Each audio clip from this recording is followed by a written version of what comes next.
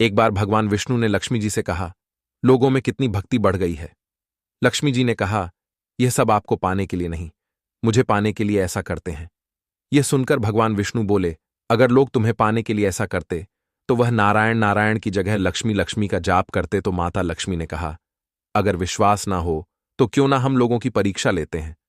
फिर भगवान विष्णु एक गांव में एक ब्राह्मण का रूप लेकर गए और एक घर का दरवाजा खटखटाया। घर से एक सेठ बाहर आया और बोला, भाई क्या काम है। तो भगवान बोले, तुम्हारे नगर में मैं भगवान की कथा कीर्तन करना चाहता हूं। फिर सेठ बोला, ठीक है महाराज, जब तक कथा होगी आप मेरे ही घर में रहना।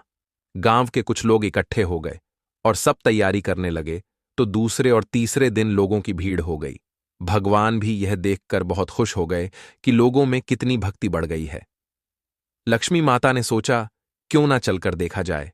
लक्ष्मी माता एक बूढ़ी औरत का रूप लेकर उस नगर में पहुंची। वहां एक महिला अपने घर का ताला बंद कर रही थी।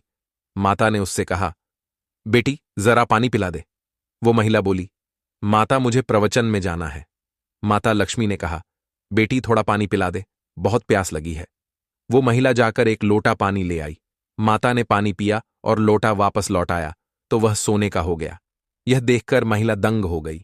उसने सोचा, स्टील का लोटा सोने का कैसे हो गया। यह तो चमत्कारी माता जी हैं। अब वह महिला हाथ जोड़कर कहने लगी, माता जी आपको तो भूख भी लगी होगी, खाना खा लीजिए। उसने सोचा, खाना खाएंगे तो थाली कटोरी चम्मच गिलास सब सोने के हो जाएंगे। माता लक्ष्मी बोली, तुम जाओ बेटी, तुम्हारा प्रवचन सुनने का समय हो रहा है। वह महिला फिर प्रवचन में गई, लेकिन वहां जाकर आसपास की सभी औरतों को उसने यह बात बता दी। अगले दिन से लोगों की संख्या कम हो गई। भगवान ने पूछा, लोगों की संख्या कम कैसे हो रही है। किसी ने कहा, एक चमत्कारी माता जी आई हैं। वह जिसके घर दूध पीती हैं, गिलास सोने का हो जाता है। थाली में रोटी सब्जी खाती है तो थाली सोने की हो जाती है। इसलिए लोग प्रवचन में नहीं आते। भगवान नारायण समझ गए कि लक्ष्मी जी का आगमन हो चुका है। यह बात सुनते ही जिन सेठ जी ने कथा का आयोजन किया था वह भी उठ के वहां से खिसक गए और माता लक्ष्मी के पास पहुंचकर बोले, मैं तो भगवान की कथा का आयोजन कर रहा था और आपने मेरे ही घर को छोड़ दिया। माता लक्ष्मी बोली, तुम्हारे घर तो मैं सबसे पहले आने वाली थी, लेकिन तुमने अपने घर में जिस कथा कहने वाले को ठहराया है तुम उसे यहां से जाने को कहोगे, तभी मैं यहां आ सकती हूं। उन्होंने कहा, बस इतनी सी बात, अभी मैं उनकी व्यवस्था धर्मशाला के कमरे में करवा देता हूं। जैसे ही भगवान कथा कह के सेठ जी के घर आए तो सेठ जी बोले, अपना बिस्तर बांधो, मैंने आपकी सारी व्यवस्था धर्मशाला में कर दी है। तो वह महाराज बोले, अभी तो 2-3 दिन बचे हैं, कथा के यहीं रहने दो मुझे।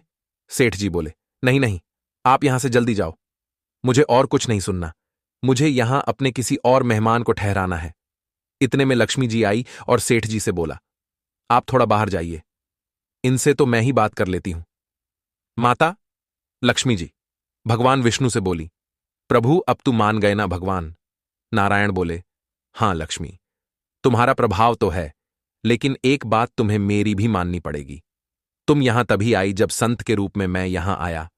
संत जहां कथा करेंगे, जहां भगवान नारायण का वास होता है, आपने तो उन्हें यहां से निकाल दिया, फिर मैं यहां कैसे रह सकती हूं।